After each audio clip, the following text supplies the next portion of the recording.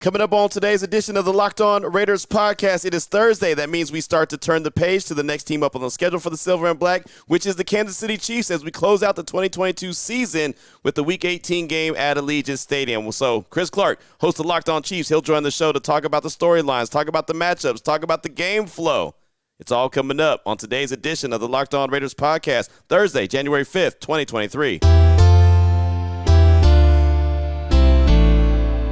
Just win. Just win. Just win. Just win. The autumn wind is a raider, pillaging just for fun. He'll knock you round and upside down and laugh when he's conquered and won. And won. And won. And won.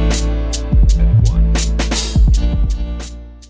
And welcome in, Raider Nation, to another edition of the Locked On Raiders podcast. Thank you so much for making the show your first listen each and every day. Remember, you can find the Locked On Raider podcast free and available on all platforms, including YouTube. Thanks to my guy, Ari, making sure that we're up on YouTube each and every day. Over 3,000 subscribers, so we definitely appreciate that. The page has grown and grown and grown in a very short amount of time. So, Raider Nation, thank you so much for that. Whether you listen and watch for 1 minute or 30 minutes, we definitely appreciate that. You can always reach out to Ari at Ari Produces on Twitter.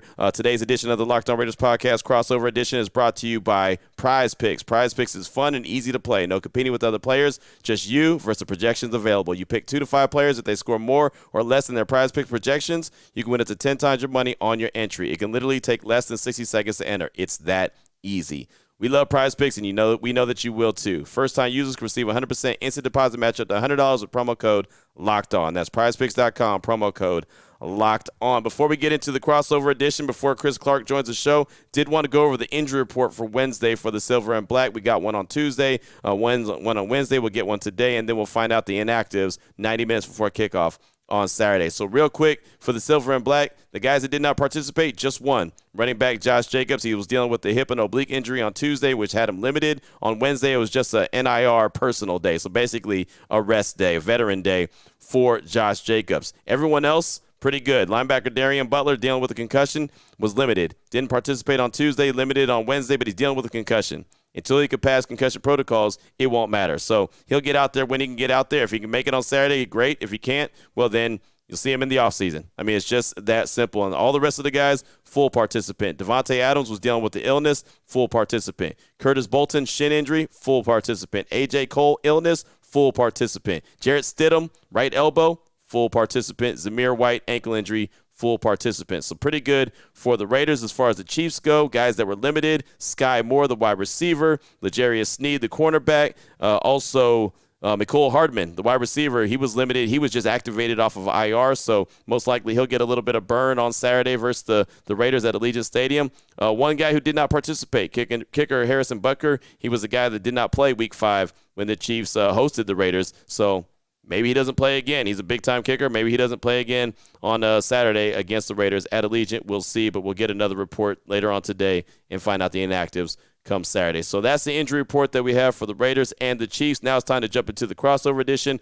Chris Clark and myself, we start things off talking about the biggest storylines. Will Jarrett Stidham's name come up? Devontae Adams' name come up? Yeah, it's a pretty good idea that that's going to happen. Here's that part one of our crossover edition for Thursday, January 5th, 2023. All right, Q, a lot to talk about in this game. Maybe a little bit on the line for the Raiders with all the different players playing for jobs for next season. Yeah. What is the main story that you have going into this game? Well, it's exciting, man. It's exciting to see what Jarrett Stidham looks like. Of course, Derek Carr was sat down previous to the Week 17 game against the 49ers at Allegiant Stadium, and Jarrett Stidham got his first career start, and he looked pretty good. He threw for over 350 yards and had 3 touchdowns in a loss, but pushed the 49ers to overtime, and this is the number 1 defense in the league. And, funny fact, the only 2 quarterbacks in the league in 2022 that threw for 3 touchdowns against the 49ers defense is Patrick Mahomes and Jarrett Stidham. So there's that. So not comparing Jarrett Stidham to Patrick Mahomes, but I thought that was a pretty good performance and shows that he understands Josh McDaniels' offense. He was with Josh in New England. They drafted him. There was conversation that he could be the heir apparent to Tom Brady. I never thought that was going to happen, but I did know him from high school at Stephenville High School in Texas. I knew him when he was at Baylor. He eventually transferred and went to Auburn, and he's in the league now. And he's been training to be a starting quarterback for a very long time, and this is a second opportunity for him to prove that he can be. So I think for the storyline for the Raiders for this game is who wants to be in Las Vegas in 2023, who's showing that they deserve a spot. And, there's going to be a quarterback, conversation after the season's over. Who's going to be the starting quarterback in 2023? We know who it's not going to be, but who is it going to be? And Jarrett Stidham, he's trying to make a case for it being him. And this game could go a long way to do that. So I think that's probably the biggest storyline for the Silver and Black heading into Saturday's game. What about you? Man, there's so much to talk about when it comes to the Chiefs, and I just want to throw this out there really quick before we get into the talking a little bit more. I apologize. I have a little bit of a cold and a cough, so if I cough, I do apologize. I'll try to mute myself, but I just want to give you all a heads up. I'm sorry about that. Honestly, this game, Kansas City has to win. They're playing for the number one seed. There's still a question as to whether or not they'll be the number one seed, and we do not know as of this recording, and obviously – it's secondary to everything else. Damar Hamlin, hope you're getting healthy. Hope that is going better. That's what really matters. But we don't know what's going to happen with the Bills and the Bengals game. If they call it as a no contest or a tie, if Kansas City wins this game, they're the number one seed because of win percentage. Yeah. If they reschedule it, maybe that's something that's going to be something else. I don't know what's going to happen there. But Kansas City has to win this game. That is the number one thing. That is the major story in this game is if they win, they have a chance to be the number one seed. And that is what they have to be playing for in this week. Yeah, that's going to be interesting, and of course we know what happened with, the Bills and the Bengals on Monday Night Football and Damar Hamlin. And like you said, man, all prayers are up to him and his family and hope that he comes out of this thing, sooner rather than later. But that's one of the interesting storylines. And I had someone tell me that that game on Monday night between the Bills and the Bengals was really the most important game for the Chiefs that didn't involve the Chiefs on the 22 season. So I thought that was kind of telling. And yeah, I mean, maybe if you're looking at a counter storyline for the Raiders, since this is such an important game for the Chiefs, maybe a little bit of motivation as they're about to clean out their lockers after the game is over, maybe to try to play spoiler, right? I mean, I know the Chiefs are a very good team. We saw them all season long, and we saw what they did week 5 against the Raiders. But maybe if the Silver and Black are looking for some kind of motivation, something to hang their hat on, like, hey, we can go out with a bang knowing we're not going to go to the playoffs. But if we can kind of, hurt our division rivals a little bit, maybe that gives them a little bit more juice at Allegiant Stadium, their home on Saturday. So those are some good, interesting storylines. And of course, that Bills and Bengals game, depending on what happens, that's a big deal for Kansas City. It's a huge deal. And, like you said, like I said earlier, prayers to Damar Hamlin and his family. That is the most important thing. Hopefully he gets better. You start looking at what else this could mean for Kansas City, and you said it yourself. Maybe the Raiders try to play spoiler, and that's a possibility in this game. The other thing that I have to wonder about, just from a league-wide perspective, is how does what happened on Monday Night Football, which was the last football game played, affect any games this weekend? What are you going to see different? How is that going to affect things? Because I do think it could play into how this game is going to play out. I do too. I think that you're going to see guys decide that they don't want to play this week. And I'm not saying it's going to be Raiders. I'm not going to say it's going to be Chiefs, but I do feel like there's going to be some guys this weekend that are going to say, yeah, thanks, but no thanks. Right? I mean, especially guys that are playing and they really aren't playing for anything. And there's a handful of games that both teams really are playing for nothing except for pride and to finish out the season. And, you very easily could see somebody in the Raider locker room say, yeah, I'm not quite ready, because again, it was the last game that we saw, and the Raiders and Chiefs game will be the first game played since that game. So there could be some, hangover kind of effects. And obviously I don't mean hangover in a drunk sense, but I mean just hangover, like those feelings are still in these guys' minds. And, they got back to work on Wednesday, and that I could only imagine was tough. I know for the Raiders, as I was at the practice facility and, many media members were around the locker room, man, the guys weren't, energetic. They weren't pumped up. They were kind of not somber, but they were in their thoughts, man. They had to talk to a lot of counselors at the facility. They also, had to talk to the team doctor about, hey, this is what you saw. This is what happened. This is why it happened, to the best of their knowledge. So there's a lot of healing going on across the league, man, not just in Buffalo and Cincinnati, but across the whole NFL. Yeah, and that's definitely going to play a part into how this game goes and really how the rest of the season goes for the NFL overall. And again, one more time, prayers to Damar Hamlin and his family. I really do hope that he gets better. And as of right now, we do not have any more information other than it sounds like he's getting better. So we have to hope and pray that continues. Well, when we get back, I want to talk a little bit about the matchups in this game that are going to make it fascinating because I think that on both sides of the ball, there are going to be guys that are going to could make or break this game for either team. So that's going to do it for segment number 1 right there. Chris Clark and myself talking all things Chiefs and Raiders as far as the storylines. What's the biggest storylines going into this Week 18 matchup? And it's really a strange one and a tough one, knowing that, the last game played so far in this NFL season was that Monday Night Football game between the Bills and the Bengals. And the next game to be played is this one that we're talking about, the Raiders and the Chiefs. So there could be some heavy hearts for sure. Coming up in segment number 2, we're going to talk about the biggest matchups by way of Kansas City, by way of the Raiders, Allegiant Stadium, Saturday, season finale for the Silver and Black. We'll get into that after I tell you about betonline.net, your number one source of sports betting information, stats, news, and analysis. Get the latest odds and trends for every pro and amateur league out there. Pro football, college bowl season,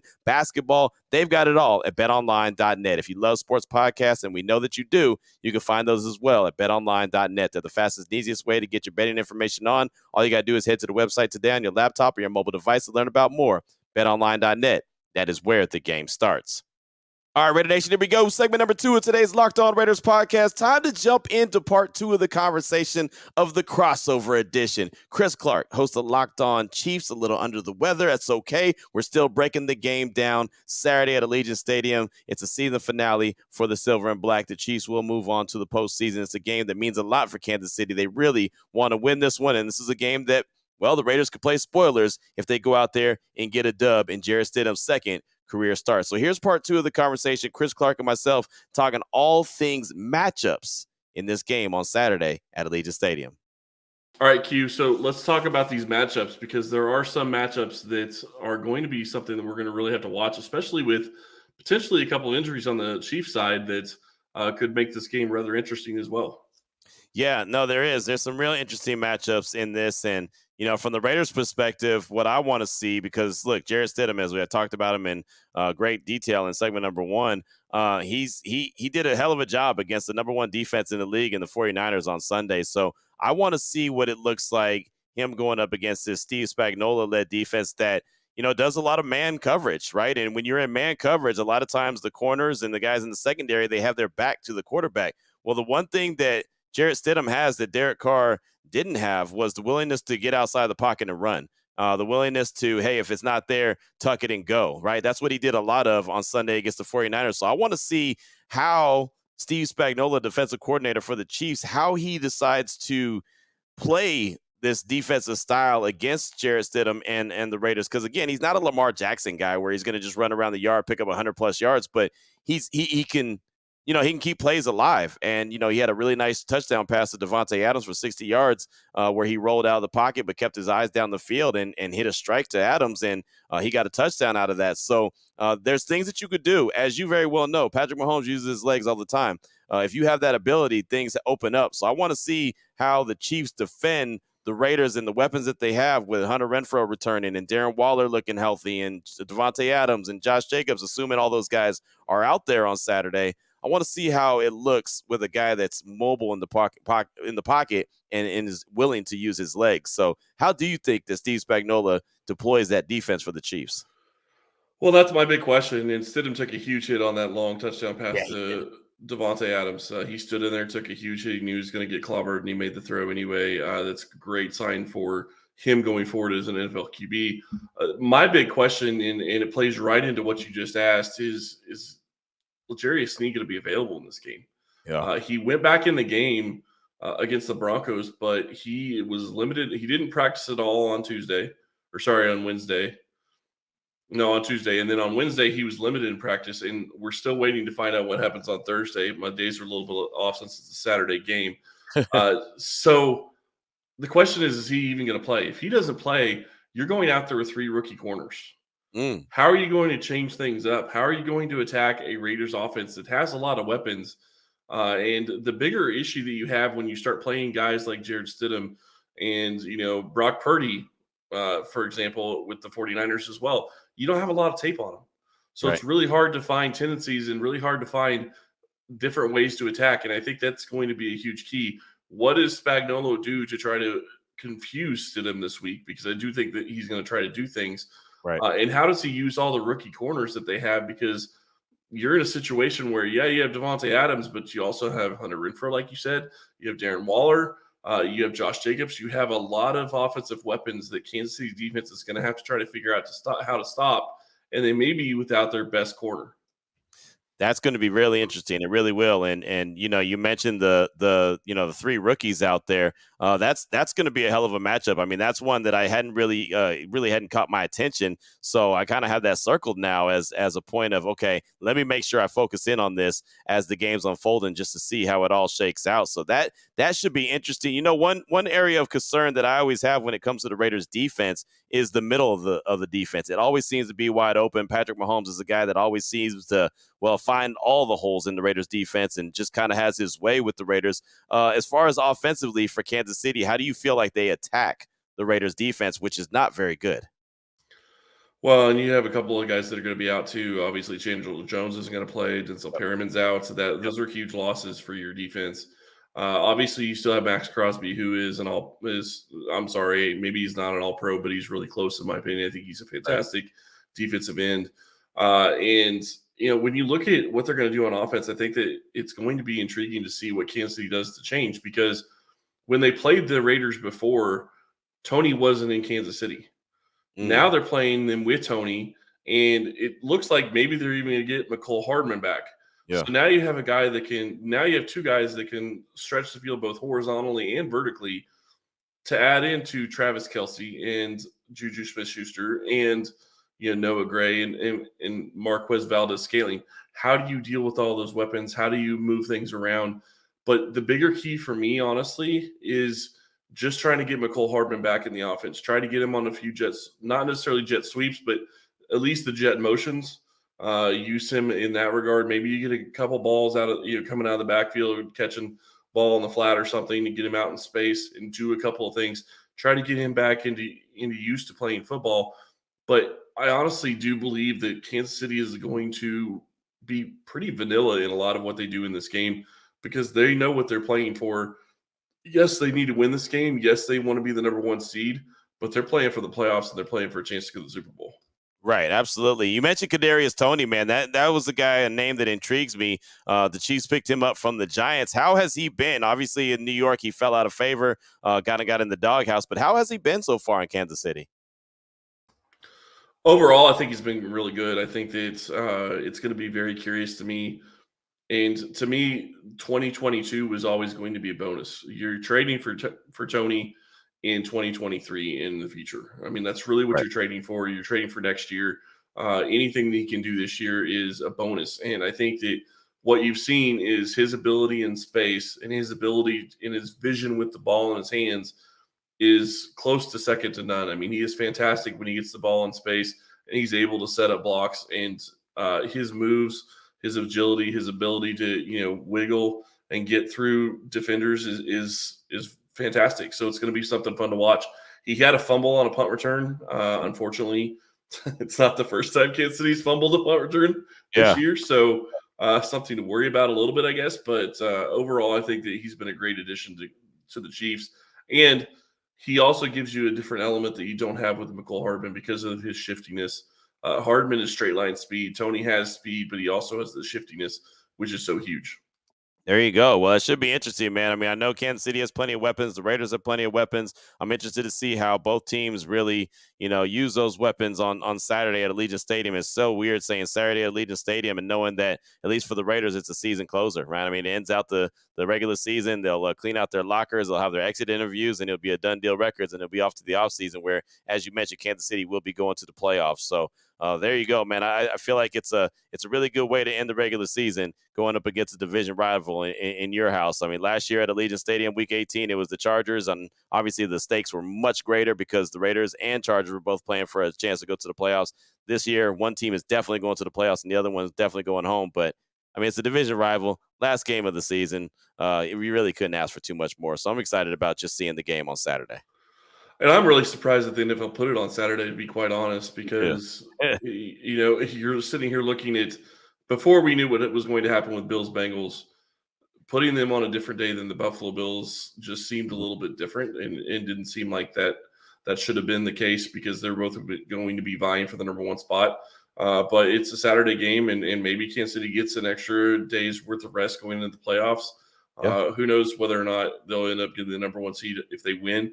I think they have a pretty good chance, but we still don't know, like we talked earlier, what the Bills and Bengals game is going to do and if they're going to make that up and how they're going to do that. So lots of questions when it comes to that. When we get back, we're going to start getting into predictions for this game. So there was the biggest matchups, according to Chris Clark and myself, for this game on Saturday at Allegiant Stadium, a Week 18 matchup, Raiders-Chiefs, division rival. You know, what else do you want, right? I mean, the only thing that would be better, only way it'd be better is if the Raiders were playing for an opportunity to go to the postseason. That is not the case, but Jarrett Stidham could go out on a high note. The Raiders could go out on a high note and really spoil the chances for Kansas City to get that number one seed. If that is motivation, that should be enough motivation, but that if that's enough to get them over the edge, that's good enough by me. So that's what we got for you for segment number 2 of today's Locked On Raiders podcast. We'll do game flow.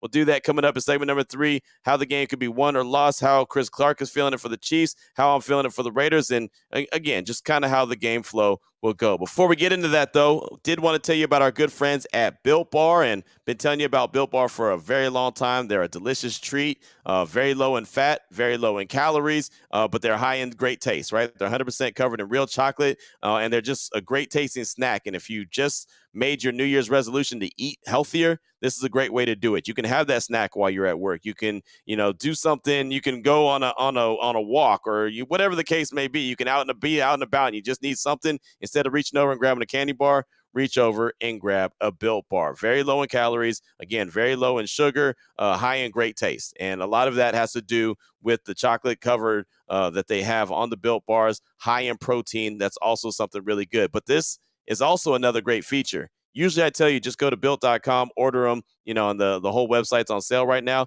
But you could also go to your local Smith's or Sam Clubs right now. Smith's or Sam's Club, have them. Grab yourself a box of Built Bars. They have a 4-bar box of cookies and cream, coconut puffs, salted caramel, brownie batter puffs. They're all there at Smith's. If you're close to a Sam's Club, you can run in and you can even get a 13-bar box with all the hit flavors, brownie batter, churro, and a whole lot more. Check them out today, either on the website, built.com, or if you're near a Smith's or a Sam's Club, go by and check them out. Built Bars today.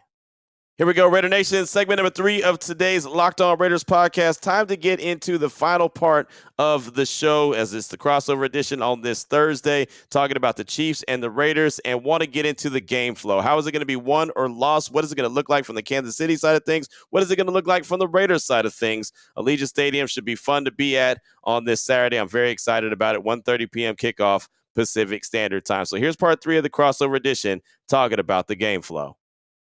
I'll be quite honest, I'm not even sure where I'm going to go with this prediction, because one of the things that you talked about earlier that I don't think that we have put enough thought into going into this game is the energy that these teams are going to have. Mm-hmm. You've spent a lot of time in the Raiders locker room, or you've spent a lot of time around the team. Yeah. That teams usually have a lot of energy in the locker room regardless. I mean, maybe not so much after losses, but just regardless, they usually have a lot of energy during the week. This week is going to be somber for just about every single team. How is that going to affect things going into this week? How is it going to affect the product on the field on Sunday? And honestly, I get it. I'm not trying to say that I don't think that it should. I understand why it will. But, man, I really don't know what to think on this game. Kansas City needs to win it because they want the number 1 seed, but there's so many more things going into this game. Right. And that's the thing about it. I think with the sense of urgency that the Chiefs have, because it is so important, I think that they'll probably come in maybe with a little bit more energy than the Raiders do, at least initially. But then again, I mean, it's Kansas City. It's the Raiders, right? I mean, it's Chiefs week. It's Raiders week, whatever you want to call it. It's a division rival, right? The Raiders are hosting the Chiefs, and so they don't want the Chiefs to go into Allegiant Stadium and get embarrassed or embarrass them, I should say. So they're going to want to, go out on a high note. They know that their season's getting wrapped up. None of those guys want to lose. So I think that they'll do their best, but it's hard to understand what their best is going to look like, right? I mean, again, we haven't seen what happened on Monday. We haven't seen that, in a very long time, at least when I've been watching football and covering football, I haven't seen it. I know there's stories of times when it's happened going back to 71 and other times. I get that, but I wasn't part of that, and these guys probably weren't either, and didn't see it.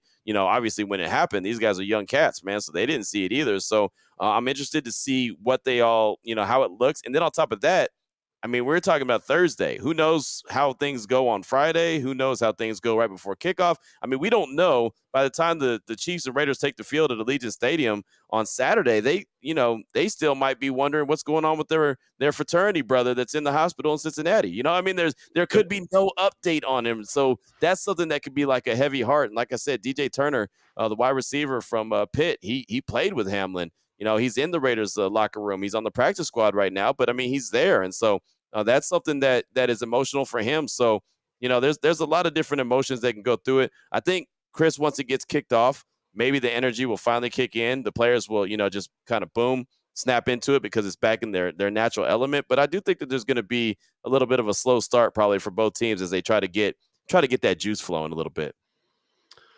Yeah, and I could definitely see that. I think that it could go that direction. Mahomes talked on Wednesday and said, every time he comes off the field, he's trying to get to his phone to see if there's any updates on Hamlin. And obviously, when this game kicks off, we don't know whether or not there's going to be any big updates between now and then, and Right. and how that's going to affect things. And I really don't know what to expect in this game. I would love to say, when you look at it from a football perspective, which is about the only way we can really look at it right now. When you look at it from that perspective, I think Kansas City should win this game, and I think it should be maybe 31-21, 31-17, somewhere in there, and maybe it's even more high scoring than that.